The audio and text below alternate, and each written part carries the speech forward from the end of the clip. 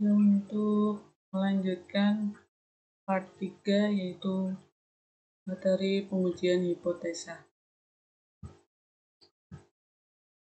1. Pengertian hipotesa adalah pengujian terhadap suatu pernyataan dengan menggunakan metode statistik sehingga hasil pengujian tersebut dapat dinyatakan signifikan secara statistik. Pengujian hipotesis merupakan bagian dari statistik inversial.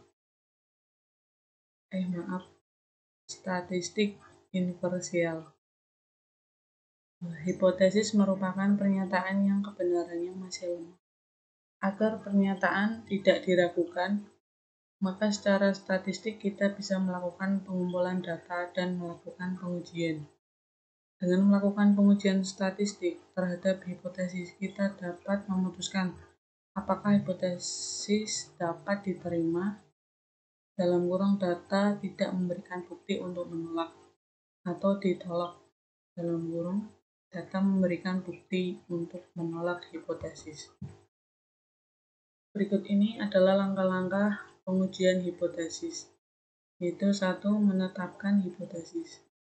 Hipotesis terbagi menjadi 2 bagian, yaitu hipotesis nol (H0). Hipotesis nol merupakan pernyataan yang akan diuji kebenarannya. Yang kedua, hipotesis alternatif (H1). Hipotesis alternatif adalah pernyataan ketika pernyataan H0 ditolak. Hipotesis terbagi 3 jenis, yaitu 1. Hipotesis deskriptif, yaitu pernyataan yang menyebutkan bahwa nilai parameter populasi sama dengan nilai tertentu. Yang kedua, hipotesis komparatif,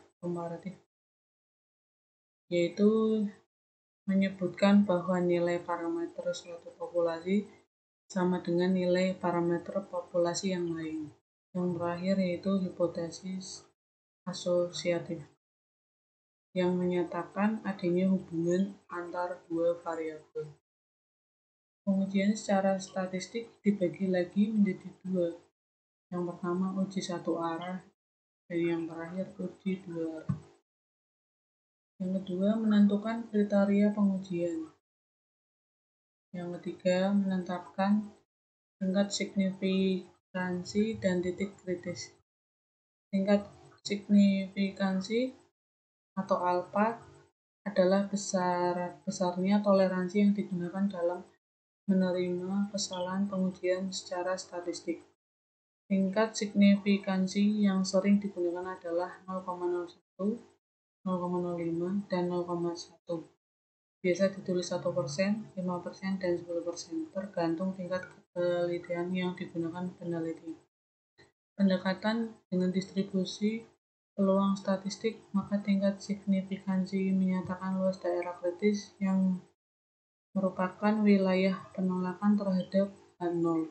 Untuk mempermudah pengambilan keputusan, maka digunakan titik kritis yang merupakan batas penolakan H0. Yang keempat, melakukan pengujian statistik. Statistik uji yang digunakan harus sesuai dengan hipotesis.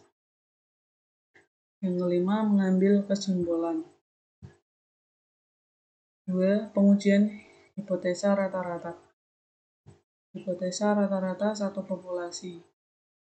Contohnya, uji Z rata-rata satu populasi adalah uji statistik yang digunakan untuk mengetahui apakah suatu populasi memiliki rata-rata yang sama dengan, lebih kecil atau lebih besar dari suatu nilai rata-rata tertentu sesuai dengan hipotesis yang telah ditetapkan. Sebelum melakukan pengujian statistik, terlebih dahulu dilakukan pengambilan sampel yang nantinya digunakan sebagai bahan untuk melakukan pengujian. Berikut ini adalah syarat-syarat yang harus dipenuhi untuk melakukan pengujian, yaitu 1. Sampel yang digunakan dalam pengujian adalah sampel acak sederhana. Yang kedua, varian populasi atau sigma. 2. Varian diketahui. Sampel berasal dari populasi yang berdistribusi normal atau ukuran dalam kurung banyaknya sampel yang cukup besar. Biasanya ukuran sampel cukup besar. Yang sering digunakan adalah lebih dari 3. Yang pertama, H0 mu sama dengan 70 tahun. H2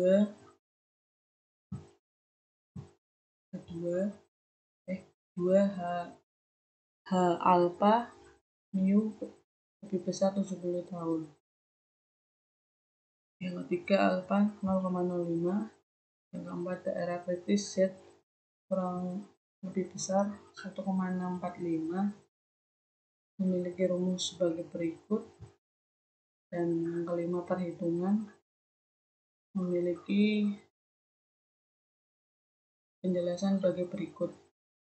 Keputusan yang keenam, keputusan log H0 dan simpulkan rata-rata usia dewasa ini melebihi 70 tahun.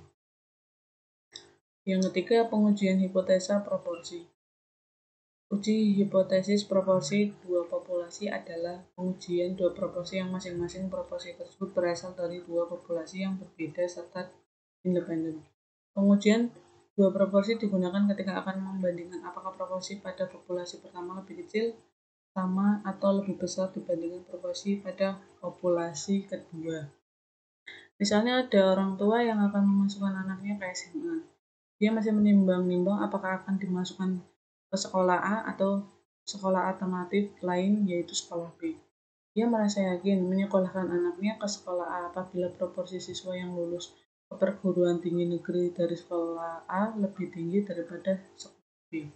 Oleh karena itu, untuk mengetahui hal tersebut perlu dilakukan pengambilan sampel lulusan dari sekolah A dan sampel lulusan dari sekolah B. Selanjutnya, sampel tersebut digunakan untuk melakukan pengujian statistik. Apakah proporsi siswa yang lulus ke perguruan tinggi negeri dari sekolah A lebih besar secara signifikan daripada dari sekolah B? 4. Contoh soal. Itu soal pertama, pengujian hipotesa secara rata-rata. Seorang peneliti ingin mengetahui apakah capability jiligen antara rata-rata masih tetap 30 ekor ikan atau lebih kecil dari itu. Data-data sebelumnya diketahui bahwa simpangan capability 25 ekor. Sampel yang diambil 100 strip untuk diteliti dan diperoleh rata-rata tangkap 27 ekor. Apakah nilai tersebut masih dapat diterima sehingga capability jilnet 30 ekor ujilah dengan taraf nyata 5%. Diketahui sebagai berikut, dan berikut adalah penjelasan dari masalah contoh soal yang tadi. Kedua, pengujian hipotesa proporsi. Contohnya, mahasiswa jurusan pertanian ditugaskan untuk menguji formula pupuk terbaru untuk tanaman cabai. Mereka mengelompokkan tanaman-tanaman cabai menjadi dua kelompok. Kelompok tanaman cabai pertama diberi pupuk dan kelompok tanaman cabai kedua tidak diberi pupuk. Dari 250 batang tanaman cabai yang diberi pupuk, mati sebanyak 15 batang, sedangkan dari 200 batang tanaman cabai yang tidak diberi pupuk juga mati sebanyak 15 batang. Dengan tingkat kepercayaan 95%, apakah pemberian pupuk formula terbaru pada cabai akan menjadi lebih baik daripada tidak diberi? Jawab. Dari soal di atas diketahui X1 15, X2 15, N1 250, N2 200. Langkah-langkah yang dilakukan untuk menyelesaikannya adalah sebagai berikut. 1. Tentukan terlebih dahulu hipotesis yang digunakan. Dari pertanyaan di atas, ingin diketahui apakah pemberian pupuk formula terbaru pada cabai akan berdampak lebih baik daripada tidak diberi pupuk.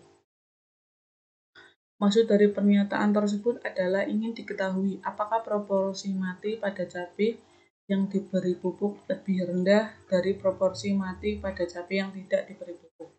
Misalkan P1 adalah proporsi mati cabai yang diberikan pupuk dan P2 adalah proporsi mati cabai yang tidak diberi pupuk. Maka H1 P1 kurang dari